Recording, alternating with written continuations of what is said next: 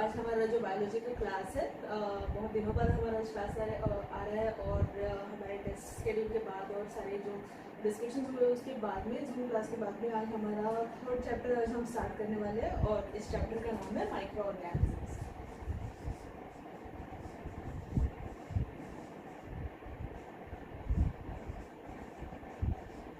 ठीक है, तो हम बहुत दिनों से डिस्कस कर रहे थे कि माइक्रो ऑर्गेनिज्म चैप्टर स्टार्ट करना है। हमारे स्कूल में बहुत सारे लोगों का ये चैप्टर स्टार्ट हो गया था और फिर हमने सेल चैप्टर लिया था, बिकॉज मेजॉरिटी वो चैप्टर स्टार्ट हो गया था। But then micro organisms as it is also important and we are starting with this chapter now as of now. Okay, तो माइक्रो ऑर्गेनिजम्स जो चैप्टर है अभी ये नाम में ही उसका सबसे पहला हमें डेफिनेशन ढूंढना जरूरी है। Okay, so what we are going to study into this chapter is about micro organisms. ठीक है, तो माइक्रो ऑर्गेनिजम्स कौन है? ओके, या फिर what are microorganisms? So microorganisms are the organisms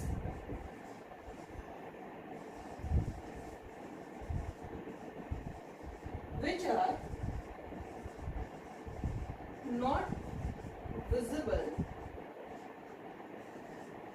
to our naked eye.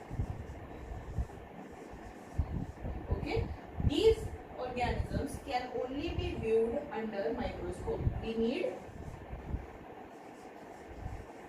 a microscope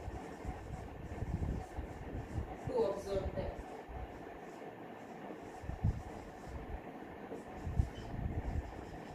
ठीक है, तो organisms which are not visible to our naked eye. So these organisms generally ये जो होते हैं organisms ये बहुत छोटे होते हैं और ये छोटे होने के साथ ही हमारे naked eye को visible नहीं होते हैं। तो उस वजह से हमें क्या करना पड़ता है? We have to take support of microscope and with the help of microscope then only we can view this organism. So hence these organisms are called as microorganisms. ठीक है, तो माइक्रोस्कोप का थ्योरी हमने ऑलरेडी पढ़ा हुआ है कि कैसे माइक्रोस्कोप के अंदर हम चीजें बड़ी करके इलाज करके देख सकते हैं। उसमें मैंने आपको कुछ स्लाइड्स और बैक्टीरिया भी दिखाए थे। ठीक है, तो उस हिसाब से माइक्रो ऑर्गेनिजम्स को स्टडी करने के लिए वी रिक्वायर माइक्रोस्कोप। ठीक है, otherwise to our naked eye we can not see them, but then we can see their changes which are occurring into our nature because of microorganisms. We can see how our surrounding is affected because of microorganisms, how things are affected due to microorganisms. Just for example, they can be friendly also, they can be foe also. यानी कि हम बोल सकते हैं कि वो हमारे help भी कर सकते हैं, वो हमारे लिए नुकसान भी कर सकते हैं। जैसे फॉर एग्जाम्पल, एक छोटा सा एग्जाम्पल, अगर मैं एक स्पून फुल ऑफ दही लेके उसको मैं हाफ लीटर मिल्क में उसको अच्छे से मिला दूँ, देन नेक्स्ट डे उसका दही जम जाता है। ठीक है, तो ये जो मिल्क का कन्वर्जन इनटू कर्ड है that is because of micro organisms. ठीक है, या फिर even if we talk about simplest thing like current जो सिनेरियो है, जो हम कोविड-19 के बारे में हमेशा बात करते हैं, corona virus is a micro organism. ये भी क्या करता है? This causes infection. वैसे ही बहुत सारे वायरसेस हो गए, बैक्टीरिया हो गए, फंगसेस हो गए, these organisms also cause infection to our body. Okay, या फिर ये डिसीजेस कॉज करते हैं, या फिर हमने even into crop production management पढ़ा हुआ था कि micro organisms they cause harm also. ठीक है, तो ये सब चीजें जो है वो माइक्रो ऑर्गेनिजम्स के हार्मफुल इफेक्ट्स है। वैसे ही बहुत सारे यूजफुल इफेक्ट है, जैसे idli batter banana, cheese production, dahi production, or even we can say many other things which are produced into our day-to-day life are with the help of microorganisms. अगर microorganisms नहीं होते तो ये काफी सारी चीजें जो है वो हमारे लाइफ में नहीं होती थी।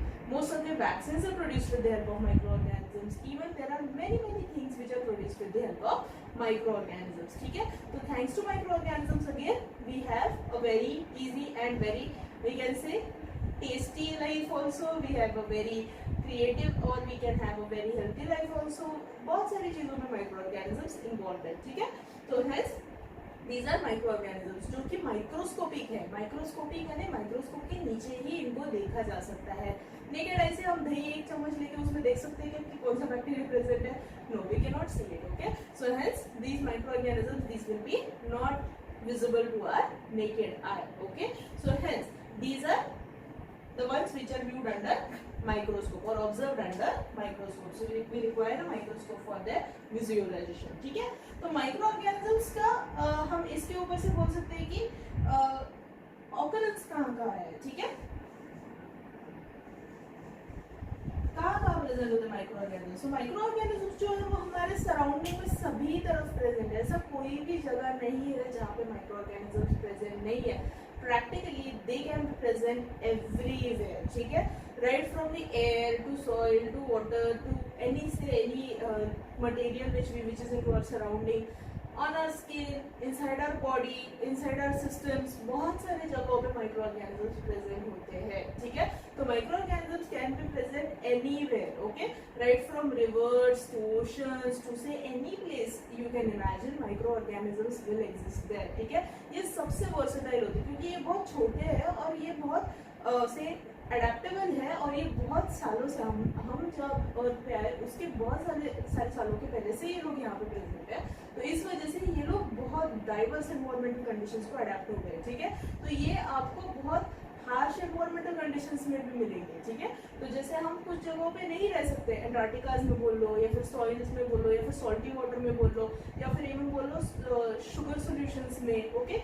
कुछ जगह अनइमेजिनेबल है जहाँ पे हम लोग तो मतलब सस्टेन नहीं कर सकते, बट वहाँ पे माइक्रो ऑर्गेनिजम्स प्रेजेंट होते हैं, ठीक है।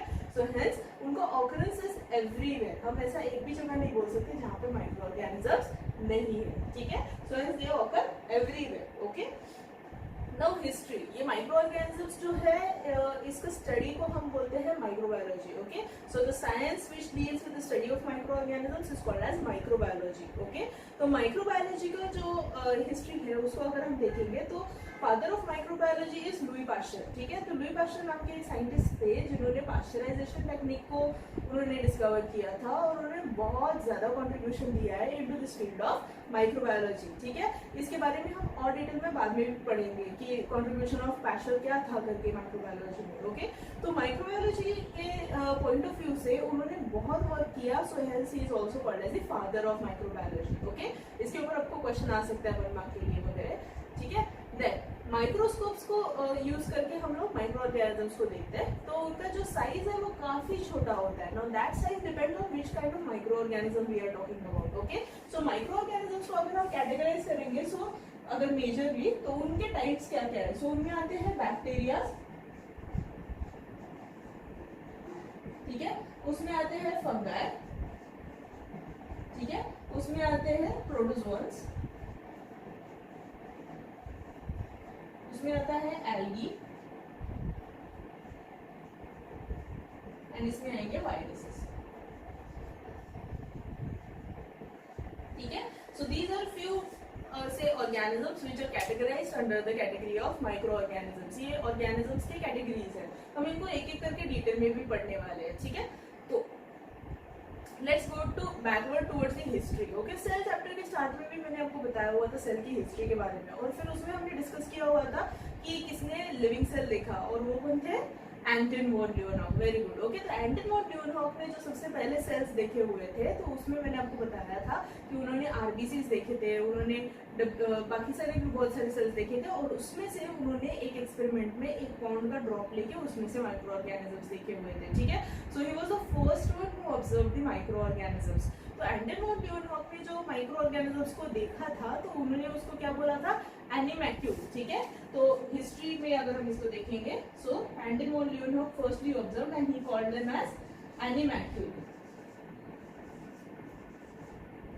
ठीक है। तो एनिमैक्यूल यानी कि क्या होता है, animal, living animal, okay. Moving जो भी चीज थी उनको पहले हम एनिमल्स बोलते थे, राइट। तो ये मूव कर रहे थे उस वाटर ड्रॉपलेट में, तो उन्होंने क्या बोला, एनिमल क्यूल, यानी कि क्या, एनिमल जो बहुत छोटा है, जो माइक्रोस्कोप के नीचे ही दिखता है, so hence he called it as animalcule, ठीक है। तो एनिमल क्यूल जो देखा था उन्होंने, इसको उन्होंने नेम किया, but those were actually bacterias, ठीक है। तो उन्होंने सबसे पहला माइक्रो ऑर्गेनिज्म ऑब्जर्व किया था under the microscope. So Anton van Leeuwenhoek was the first one two observe bacterias, okay.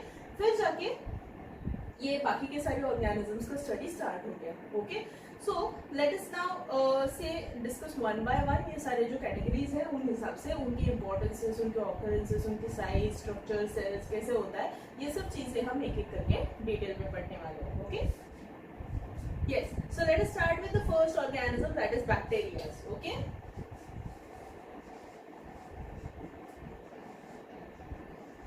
Now bacteria जो है ये बहुत छोटे होते हैं ऑर्गेनिजम्स, ओके। और बैक्टीरिया जो होते हैं उनकी स्टडी को हम बोलते हैं बैक्टीरियोलॉजी, ठीक है। तो bacteriology is study of bacteria, okay. So so bacteria जो है इनको सबसे पहले मैंने जैसे पहले भी बताया, इनको सबसे पहले ऑब्जर्व किया था एंटन वॉन ल्यूवेनहॉक। ओके, बैक्टीरिया जो है उनका ऑकरेंस कहाँ होता है? ओके, तो चीज मैंने क्या बताया पहले, bacteriology, that is study of bacteria.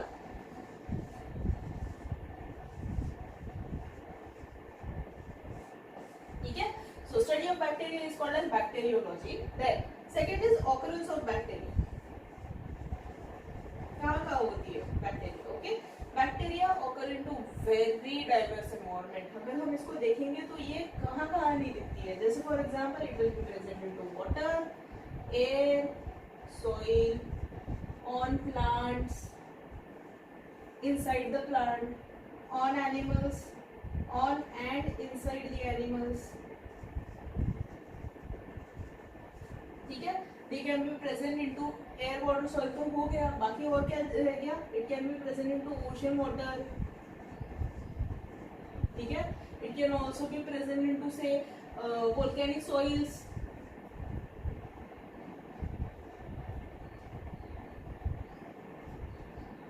ठीक है, सबसे हार्श एनवायरमेंटल कंडीशन क्या सोच सकते हैं? हॉट वाटर स्प्रिंग के बेस में।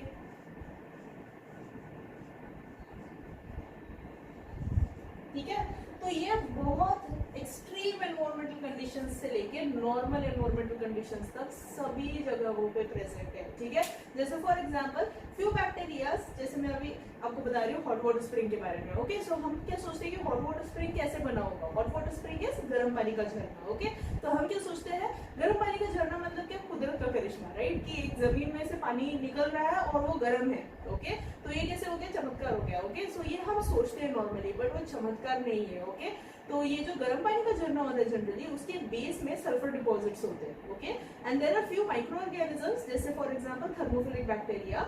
ये बैक्टीरिया उस सल्फर बेड्स में रहती है जो एनारोबिक रेस्पिरेशन करती है, and they utilise this sulphur. Okay, उस कंडीशन में ये लोग क्या प्रोड्यूस करती है? H2SO4 प्रोड्यूस करती है, and that gets mixed into the water source. और वाटर में मिक्स होने के कारण पानी का टेम्परेचर भी बढ़ता है और उसकी एसिडिटी भी थोड़ी सी ऑल्टर हो जाती है। ठीक है, तो जनरली ये पानी जब ऊपर आता है तो हम सोचते हैं कि पानी तो गर्म है, और फिर लोग सोचते हैं कि हाँ चलो इसमें ये भगवान का करिश्मा, इसमें नहा लो तो आपकी सारी स्किन डिसीजेस चले जाएंगे, सब कुछ चीजें एकदम साफ सुथरी हो जाएगी, आपके पाप धुल जाएंगे, सारे डिसीजेस जो वो चले जाते हैं। ठीक है, तो ये चमत्कार किस वजह से हुआ? Because of presence of that slight acidity into the water, the skin elements which are present into our skin, they get washed off. Okay, तो उसकी वजह से उसके ऊपर के माइक्रो ऑर्गेनिज्म जो है वो मर जाते हैं, and then we get cured from the skin diseases. ठीक है, तो इसमें कोई चमत्कार नहीं है, that is all thanks to the bacteria which is living into that hot water spring, जिसने ये पानी भी गर्म किया, उसमें एसिडिटी भी प्रोड्यूस किया, और फिर जाके हमारे डिसीजेस से भी उसने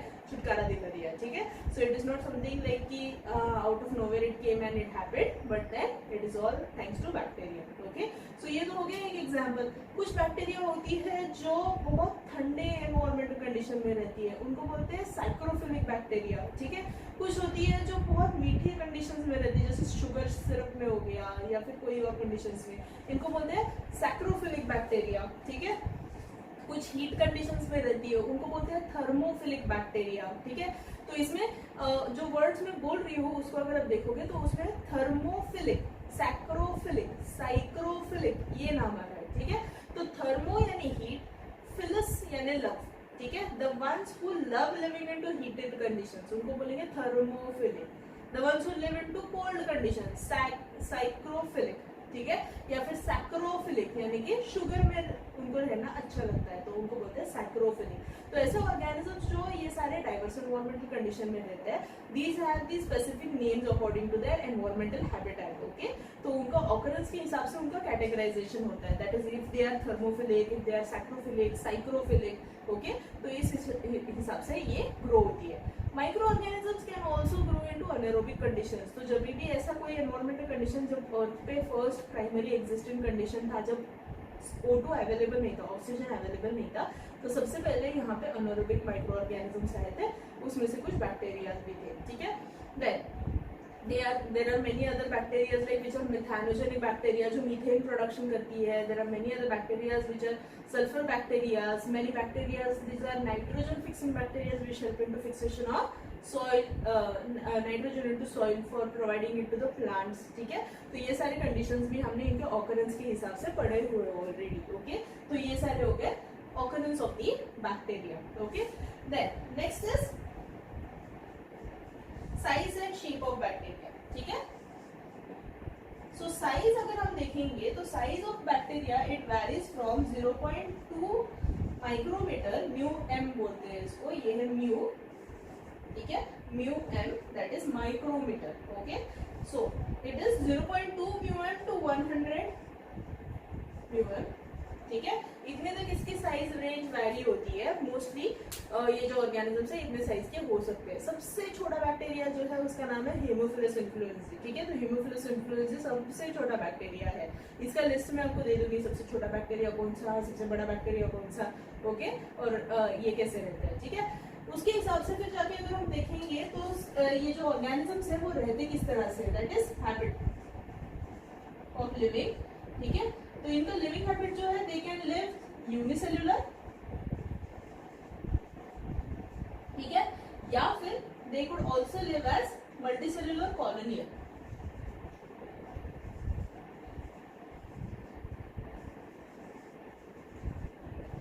ठीक है। मल्टीसेल्युलर कॉलोनियल यानी कि क्या, मल्टीसेल्युलर यानी organisms which have developed many different kinds of tissues and live with itself, okay. जैसे फॉर एग्जांपल हमारे बॉडी में बहुत सारे सेल्स है, बट सारे सेल्स एक दूसरे को हेल्प करके जी रहे हैं, ठीक है।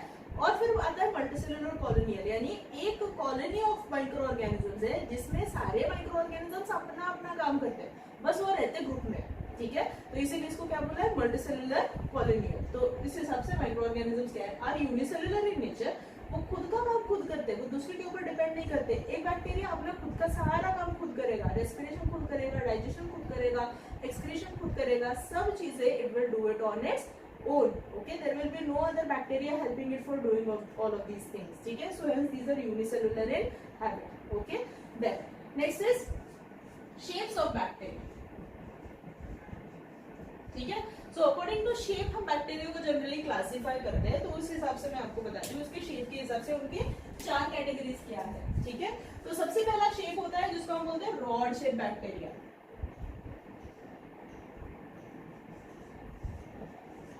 ठीक है। तो रॉड शेप बैक्टीरिया इनको हम बोलते हैं बैसिलस, ठीक है। तो बैसिलस जो है वो दिखने में रॉड शेप का होता है, ये जनरली दिखने में ऐसा एक लंबे से रॉड के जैसा दिखने में होता है, ठीक है। तो इसीलिए इसको क्या बोला है, रॉड शेप बैक्टीरिया। दूसरे होते हैं कुछ spherical bacteria, circular, okay, spherical, इनको बोलते हैं कोकस, ठीक है। कोकस यानी स्फेरिकल, ठीक है। बैसिलस इसको प्लूरली बोलते हैं बैसिलाई, इसको प्लूरली बोलते हैं कोकाई, ठीक है। बैसिलस बैसिलाई, कोकस कोकाई, ठीक है। So there are spherical bacteria which is second type of bacteria. Third type of bacteria it is called as spirula. तो स्पिरुला जो होती है वो जनरली स्पाइरल शेप की होती है,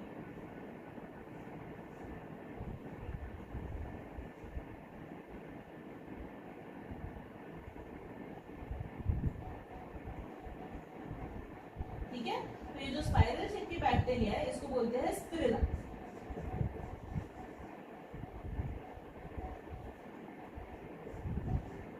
ठीक है। स्पिरुलम या फिर स्पिरुला बैक्टीरिया जो है वो स्पाइरल शेप की बैक्टीरिया है, that is the third shape. And fourth shape is comma shape, ठीक है। ये बैक्टीरिया कुछ ऐसे दिखती है, कॉमा के जैसे, जैसे हम कॉमा ड्रॉ करते हैं वैसे दिखती है, तो उसको बोलते हैं vibrio, that is comma shape,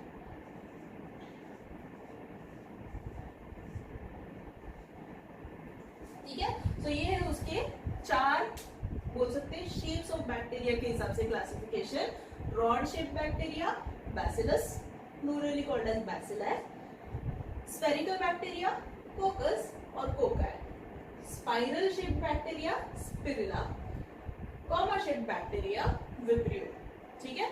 जैसे फॉर एग्जांपल अगर मैं बोलूंगी तो रॉड शेप बैक्टीरिया में एग्जांपल आता है of E coli. E coli Escherichia coli नाम का एक बैक्टीरिया है जो हमारे इंटेस्टाइन में प्रेजेंट है। ये सिम्बायोटिक बैक्टीरिया है, ये हमारे लिए हेल्पफुल है बहुत ज्यादा, ठीक है। ये हमारे बॉडी में हमारे लिए विटामिन B12 बना के देता है और ये हमारे इंटेस्टाइन में रहता है, ठीक है।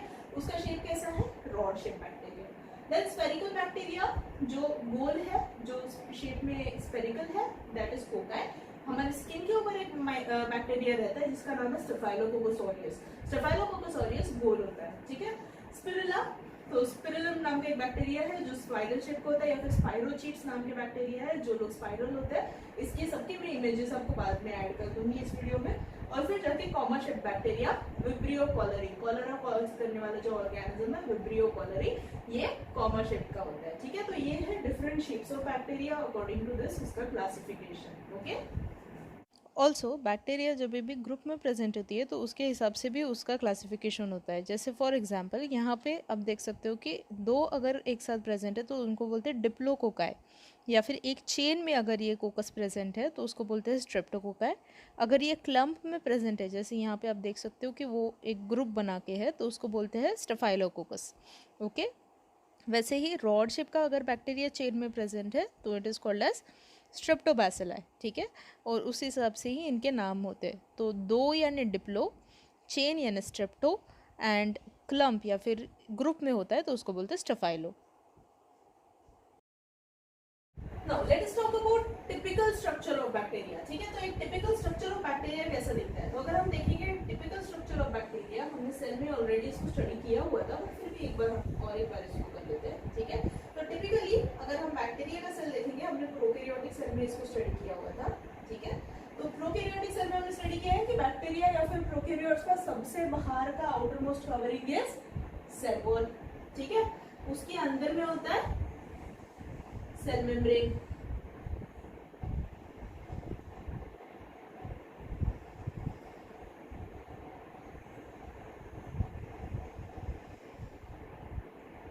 ठीक है। सेल वॉल और सेल मेम्ब्रेन होता है। सेल मेम्ब्रेन के अंदर में होता है साइटोप्लाज्म, ठीक है।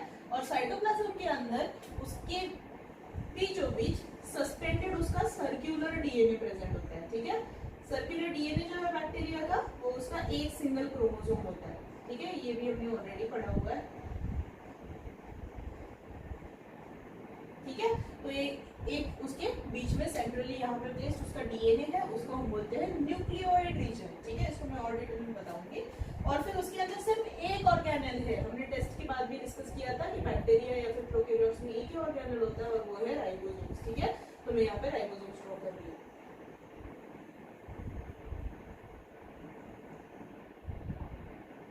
ठीक है। इसके अलावा बैक्टीरिया को हेल्प करने वाले उसके कुछ एपेंडेजेस होते हैं, ठीक है। तो एपेंडेजेस में क्या आता है, जैसे फॉर एग्जांपल अगर बैक्टीरिया मोटाइल हो, ठीक है, तो ये मोटिलिटी दिखा रहा है, अगर सपोज मोटिलिटी यानी मूवमेंट, ठीक है। कुछ बैक्टीरिया मूव करते कुछ नहीं करते हैं, तो जरूरी नहीं है सभी बैक्टीरिया मूव करे। तो मूवमेंट के लिए उसमें either they have a whip like, whip यानी चाबुक, ठीक है, चाबुक के जैसा लंबा फ्लैजेला होगा, ठीक है। या फिर उसमें अगर फ्लैजेलर नहीं है मूवमेंट के लिए, तो यहाँ पे बहुत सारे सीलिया होती है, ठीक है। हेयर लाइक छोटी छोटी सीलिया प्रेजेंट होती है उसके सेल के सरफेस के ऊपर, okay. So this is a typical structure of a bacteria अगर हम देख रहे हैं, ठीक है। तो उसमें क्या क्या प्रेजेंट होता है। Most of the times bacteria जो है इसको प्रोटेक्ट करने के लिए ये सब के अलावा उसके ऊपर यहाँ पे एक स्लाइमी सा लेयर भी प्रेजेंट होता है, ठीक है, जिसको हम बोलते हैं स्लाइम लेयर। या फिर it can be more composed and very compact and very hard, जिसको हम बोलते हैं कैप्सूल, ठीक है। ये सब चीजें अभी क्या है वो मैं एक एक करके एक्सप्लेन करती हूँ। तो जैसे जैसे मैं लेबल कर रही हूँ वैसे वैसे मैं इसको एक्सप्लेन करते जाती हूँ, ठीक है।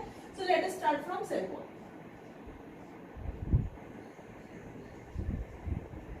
ठीक है।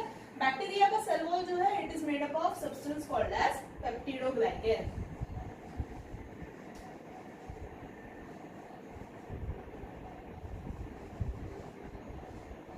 ठीक है। जैसे हमने पढ़ा हुआ था पहले भी, प्लांट में वो सेल्यूलोज का बना हुआ होता है, बैक्टीरिया में it is made up of peptidoglycan. तो ये पेप्टिडोग्लाइकन का इसका सेल वॉल बना हुआ है। सेल वॉल का function is providing rigidity and protection to the cell, जैसे वो नॉर्मली करता है, ठीक है, वैसे इसका यहाँ पे फंक्शन है, ठीक है। उसके बाद में आता है इसमें ये दूसरा वाला ऑर्गेनल जिसको हम बोलते हैं सेल मेम्ब्रेन, ठीक है। स्ट्रक्चर हमने सेल मेम्ब्रेन को ऑलरेडी पढ़ा हुआ है। It is fluid mosaic model, very versatile, semi permeable, सारे कैरेक्टरिस्टिक्स यहाँ पे भी लागू होते हैं, ठीक है। सो हेंस ये जो सेल मेम्ब्रेन है इसका वो सेम जैसे फंक्शन है, उसके सिमिलर फंक्शंस है, बट इसमें एक स्पेशलिटी है, ठीक है। क्योंकि बैक्टीरिया का सेल बहुत सिंपल है, इसके अंदर कोई ऑर्गेनल्स नहीं है। अगर आप देखोगे तो इसमें ना ही क्लोरोप्लास्ट है, ना ही माइटोकॉन्ड्रिया, ना ही गोल्गी एपेरेटाइसिस, ना ही इसमें ईआरएस है, कुछ भी नहीं है, ठीक है। तो सेल मेम्ब्रेन के ऊपर कुछ कॉन्सेंट्रेटेड जगहों पे, यहाँ पे अगर हम देखेंगे तो कॉन्सेंट्रेटेड जगहों पे, यहाँ पे कुछ जगहों पे, जैसे मैं यहाँ पे मार्क कर रही हूँ, कुछ जगहों पे हम इनको बोलते हैं मीजोसोम्स, ठीक है। तो मीजोसोम्स जनरली क्या होते हैं, वो ऐसे कुछ फोल्डिंग्स बना देती है अंदर में, ठीक है। ये लूप्स बना देती है इसके ऊपर में, ओके। तो ये लूप्स बना के क्या करती है, it performs the all of the functions like respiration करना, या फिर जाके फोटोसिंथेसिस करना, ये सारी चीजें, या फिर ईआर एंड गोल्गी एपेरेटाइसिस की फंक्शनिंग, ये सारे फंक्शनिंग कौन करता है, सेल मेम्ब्रेन खुद करता है। तो सेल मेम्ब्रेन के कुछ जगह जो उसको डेडिकेटेड है ये सारे फंक्शन करने के लिए, उनको क्या बोला जाता है, मीजोसोम बोला जाता है, ठीक है। So it contains mesosomes on it, ठीक है, ये याद रखना है आपको। देन कम्स साइटोप्लाज्म,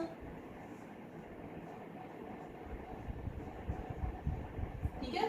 साइटोप्लाज्म का फंक्शनिंग वही है, प्रोवाइडिंग फ्लूइड मैट्रिक्स उसको प्रोवाइड करना, उसके अंदर रिएक्शंस करने के लिए जगह प्रोवाइड करना, सारे ऑर्गेनल्स को सस्पेंड करके रखने के लिए जगह प्रोवाइड करना, ठीक है। उसके बाद आता है ये रीजन जिसको हम बोलते हैं न्यूक्लियोइड,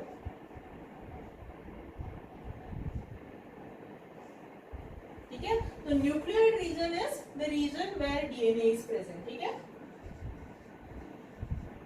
न्यूक्लियोइड डीएनए रीजन, ठीक है। तो region where DNA of the bacteria is suspended into the cytoplasm, उसको हम बोलते हैं न्यूक्लियोइड, ओके। न्यूक्लियोइड रीजन जो है ये specific dedicated region for the DNA existence होता है, ठीक है। जैसे हमने ऑलरेडी यूकैरियोटिक सेल में पढ़ा है कि उसके न्यूक्लियस को काफी अच्छा बाहर से एक कवरिंग होता है, एनवेलप होता है, जिसकी वजह से nucleus stage into one place, but यहाँ पे वैसा कुछ नहीं है। तो इसीलिए साइटोप्लाज्म में जहाँ डीएनए सस्पेंडेड है उस रीजन को क्या बोला जाता है, nucleoid region, okay. Then ribosomes,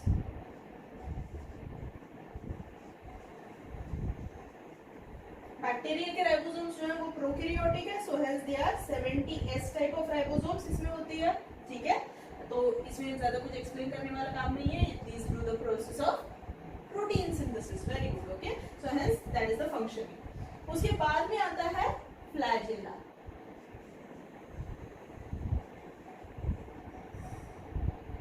ठीक है।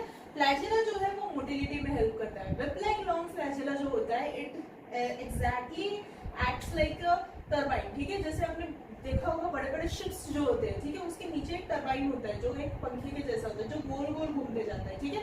जैसे जैसे वो गोल घूमता है उसके पीछे में एक ट्रेल ऑफ बबल्स निकलती है, ओके। वैसे ही ये बैक्टीरिया में ये लंबा फ्लैजेला क्या करता है, सपोज यहाँ पे ये बैक्टीरिया प्रेजेंट है, उसके पीछे से यहाँ से वो फ्लैजेला आता है and it rotates like this, ठीक है। तो उसकी वजह से क्या होगा, यहाँ से एक फोर्स जनरेट होगा जिसकी वजह से bacteria moves forward, okay. So hence flagella helps in to motility. वैसे ही दूसरी चीज जो है यहाँ पे ये हेयर लाइक जो हमने ड्रॉ किया हुआ है उसका नाम है सीलिया, ठीक है। हेयर लाइक सीलिया में क्या फंक्शन करती है, इट एक्ट्स लाइक अ रोप, ठीक है। बोट के लिए जो रो होता है वैसे काम करती है, ठीक है। तो आपने देखा होगा केरला में वो जो बोट रेसिंग होती है, राइट, उसमें बहुत सारे लोग बैठ जाते हैं और उसमें बहुत सारे रो एक बार में चलते रहते हैं, ठीक है। वैसे ही सीलिया बीट करती है। सपोज बैक्टीरिया को आगे जाना है तो सारे cilia will beat into this direction, ठीक है। तो जैसे ही वो इस तरह बीट करना शुरू हो जाएंगे बैक्टीरिया विल मूव फॉरवर्ड, ठीक है। जैसे वो यहाँ पे मूव बीट करना शुरू करेंगे बैकवर्ड, ओके। तो उस हिसाब से सीलिया की बीटिंग के हिसाब से the bacteria can move forward और बैकवर्ड और इन एनी डायरेक्शन, जैसे उसको चाहिए उस तरह से वो मूव कर सकता है। So it can either have cilia for movement और it can have a flagella for movement, ठीक है। तो ये है general structure of a bacteria और उसके क्या अंदर क्या क्या ऑर्गेनल्स है, उसके अंदर क्या क्या चीजें प्रेजेंट है वो यहाँ पे बताया गया। और फिर एक लास्ट चीज बच गई, that is called as the slime layer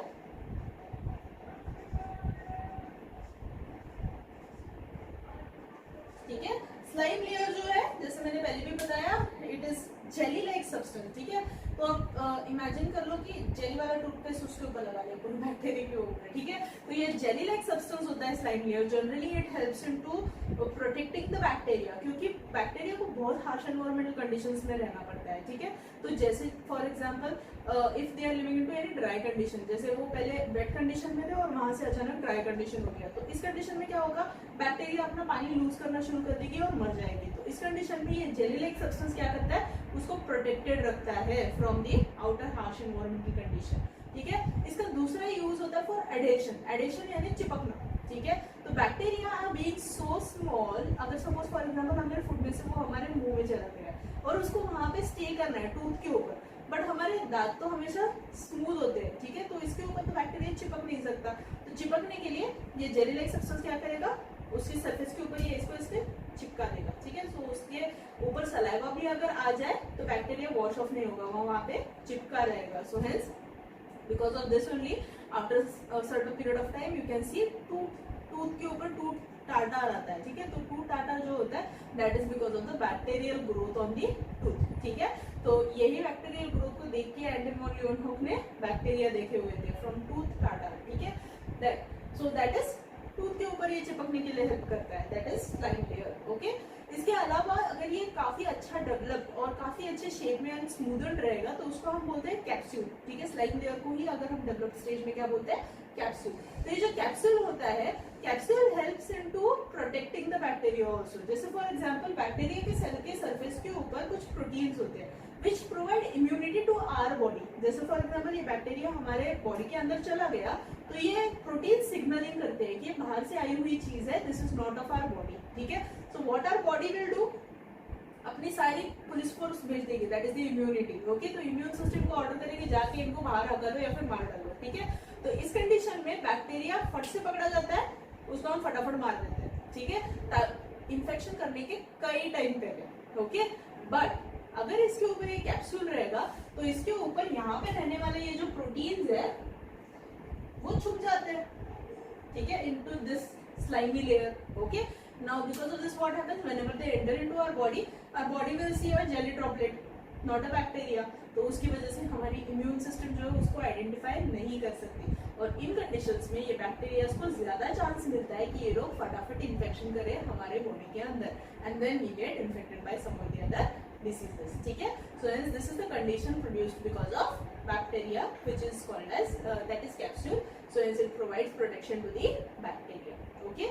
So this is how the structure of bacteria is present, types according to the shape, and this is the diagram of typical bacteria जो होता है उसकी एक diagram है यहाँ पे, ठीक है। तो I hope ये आपको clear है and कोई doubt नहीं है, okay। I think I'll stop here for today because इसके रिगार्डिंग और भी बहुत सारी डिटेल्स है, बट इनको हम और नेक्स्ट क्लास में करेंगे, अदरवाइज सब सारे प्लेन सिर के ऊपर से उड़ जाएंगे, ठीक है। तो आप इसको पहले रीड करो, मैं जो नोट्स दे रही हूँ उसमें से, और फिर इसमें अगर आपको कुछ डाउट होगा then you can ask. I will add a few videos and images of bacteria, different kinds of bacteria and shapes of bacteria, जो आप देख सकते हो बाद में, and then you can ask me if you have any doubts, okay. चलो, I see you in the next class, bye, take care.